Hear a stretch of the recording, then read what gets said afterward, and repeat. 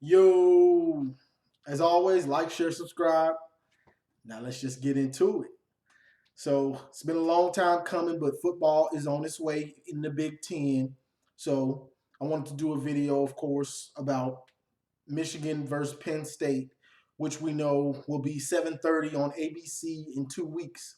So I'm gonna do a pregame, just tell you what the stats and who left, and then what I think about the game. So Minnesota was 11-2 last year.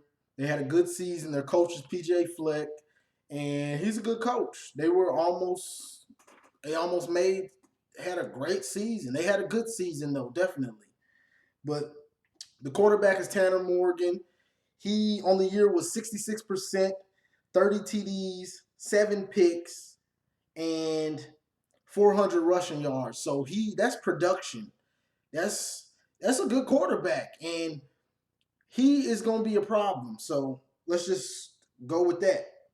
Now, Rashad Bateman, he opted back in once the season was put back in place, and he's a beast. Y'all, he's a beast. I looked at just some of what he did. He was Big Ten receiver of the year last year. This dude had 60 catches, 1,200 yards, 11 TDs. But this is the big thing that's eye popping: 20 yards a catch. And I don't care if he ran a comeback or a go route. This dude will eat up some yards and make people miss. So it's going to be crucial to tackle him. And we may even have to double cover this dude. He's a beast. Now let's see. Chris Bale, he's the other returning receiver because they lost Tyler Johnson. He's on Carolina Panthers, I believe, but he's in the NFL. So Chris Bale, 28 catches, 300 yards, 5 TDs. Now at running back, they lost their starting running back, but they had Muhammad Abraham, and he had 600 yards on the year last year, 5.3 yards a carry, 7 TDs. This dude he's a complete back. He will finish off runs. He can beat you to the outside. He's complete. He's nice. Like, so they lost their starter, but they've got dudes. So now with me saying that, Minnesota lost a lot. They lost a lot. So they lost Tyler Johnson, which I said he had 1,300 yards last year. They lost their leading running back, Rodney Smith. He had 1,100 yards last year. This is a lot of production. On defense, they lost Antoine Whitfield Jr. He plays for the Bucks now. He was their leading tackler. They lost linebacker Kamal Martin. He was their second leading tackler. They lost a cornerback in Chris Williamson. He was one of their leading tacklers. They lost linebacker Carter Coughlin. He was a leading tackler. So they lost like their top 4 or 5 leading tacklers. So on the Minnesota defensive side, they lost about 67, almost 70% of the guys that had production from last year. So they have a lot of holes to fill. So with that being said, what I see with this game is with Michigan on offense, you're going to want to take advantage of the dudes that on Minnesota's defense that are gone because they're replacing a ton of guys. So you want to go at the replacements.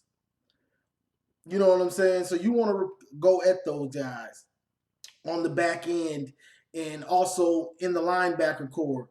So from what I heard, Minnesota has they're going to be 8 deep on the D line, so that means they've got dudes that can plug in, and guys get tired, new ones can come in. But from linebacker in the secondary, they're gonna have new starters, so you want to take advantage of that. Hopefully, this is Joe's first year. We all know, so he may have growing pains. He may not. You just never know. But that's what you want to exploit, and whether that's in the running game or the passing game. Now, here we go. I know y'all. Here we go. Don Brown. You got Bateman will torch you. Tanner Morgan will torch you. You come out here and you try to do what you've been doing in the past, they will light you up, my brother.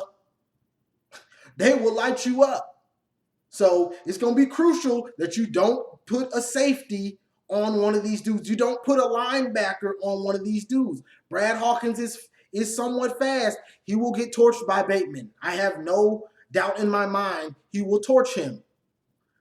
Dax Hill. If Dax Hill is 10, 15 yards off of this dude, he can still get torched. We saw Jerry Jeudy torch him in the bowl game. You give a fast receiver that much space, that much of a cushion, by the time he gets to you, it's so long, farewell. I'll see you in the end zone. So it's going to be crucial of Don Brown to not let that man Bateman get on a safety or a linebacker. If you see that happen, you need to call timeout. I don't know if you need to call timeout or that's what it is. You have to call timeout. You cannot let them run that play because we know what happens. Touchdown. So that's going to be the big thing to see what Don Brown's scheme is to not let Bateman get on a safety or linebacker. And I'm knowing Fleck and their offensive coordinator will know, hey, Don Brown, if he tries it, we going to kill him with it. But with the Minnesota offense, it's RPO. So this is a lot of eye discipline from our defense in general. You have to be disciplined with your eyes because they're going to do a lot of faking and then throwing it. We've seen it with our offense and pretty much everyone in college football now. It's all this RPO stuff, run pass option. And Minnesota is no different. They run a lot of that stuff. So it's going to be eye discipline on a regular basis to just take away that quick slant because they're going to do that RPO and they're going to be throwing that quick slant. If you're not paying attention and you let Bateman or one of these receivers get that inside position and nobody's there, they can break it. These dudes can break a tackle and take a slant 50, 60 yards. They can do it. So it's going to be crucial that you have the eye discipline and don't bite so hard on those RPO fakes because this is a true spread. And also, you still have to stay at home for Tanner Morgan. Like, Minnesota has NFL talent at receiver, quarterback, and running back. Because what's the running back's name? Muhammad, he's a beast. Honestly, I'm glad we didn't play them last year. I don't think we could have beat them with all the talent that they had last year. I don't think we could have beat them. But with that talent being gone, I believe we can beat them definitely this year. But last year, I don't know, especially how Shea was playing the beginning of the year. But that's what I'm seeing is Minnesota is going to have a lot of first-time starters on defense, and it's going to be crucial for us to exploit them with the speed and space, with Giles, with Sandristil, Ronnie, all these dudes, all that speed and because when you're a new starter, you think a little more than a seasoned veteran. You're going to think a little more, and when you're thinking on the field, you get beat. You can't think on the field. That takes time. That slows you down. It has to be just instant reaction. So with that being said, that's what's making me think that Michigan will have the upper hand on Minnesota. Minnesota fans, tell me what y'all think. I know y'all going to be saying, no, we got this guy backing up him. We got this guy ready and all that. It's fine until you get on that field and then you see, okay, I see what he was saying. But Minnesota definitely has talent. I don't see this as one of those old school Minnesota games where we just, our talent just kills them.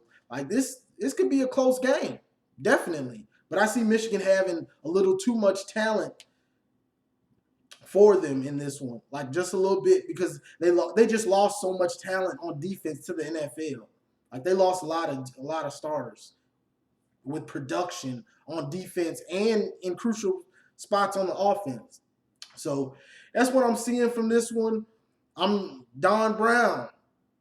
It's going to be crucial that you do not get stubborn and run that man blitz and you let Bateman get on a safety or a linebacker. This dude will torch us. Like Hamler did, like all the Jerry Jeudy, he will do the same thing those dudes did. He's that good. This dude was Big Ten receiver of the year. So it ain't much to say. Give that man the respect he deserves, and you'll be prepared for it. But it is what it is. On defense, I know they like to blitz a lot on third down, so Joe will have to be prepared for that. And I don't know if any of y'all saw that I was on Coach Hayes' live video last week, and we talked to Joe. And if any of y'all that didn't want Joe to be the starter, or you just want to see what check that video out. It's on Coach Hayes' channel, and Joe sounds like he's getting it. This dude, he sounds like he gets it. He's humble, very humble. A lot of dudes like that, you don't expect him to be humble almost, because like he's a freak of nature. Like he's huge. He's 6'5" with a cannon, mobile. You wouldn't expect him to be as humble as he is. That's a humble brother. And me just listening to him talk, he was talking about how he wanted to play all these years, but the longer he was in campus and in practice, he saw that he wasn't ready to play. So, and you don't hear that much from players saying that they weren't ready, but he was saying he wasn't ready all this time. He wasn't ready, and he knows why he's doing things. He understands coverages more, and he knows why he's doing this, and he can read the coverages a lot better. And he sounds like he really does get it. So that was a great conversation to have with that man. And I'm wishing Joe the best, but it's a good interview to just hear. And after he said everything I just said, so the game slowed down for you. Yep, basically it slowed down for me. And that's what you want to hear from any young player that you haven't seen start, is the game is slowed down, because once it slows down, then it's not such panic. Oh, I got to throw this, trying to get it all in one play and all that stuff. Once it slows down, then you start getting a real leader and a real leader and a guy that understands how to move the offense. So I ain't got nothing but respect for Joe from just hearing him talk and everything.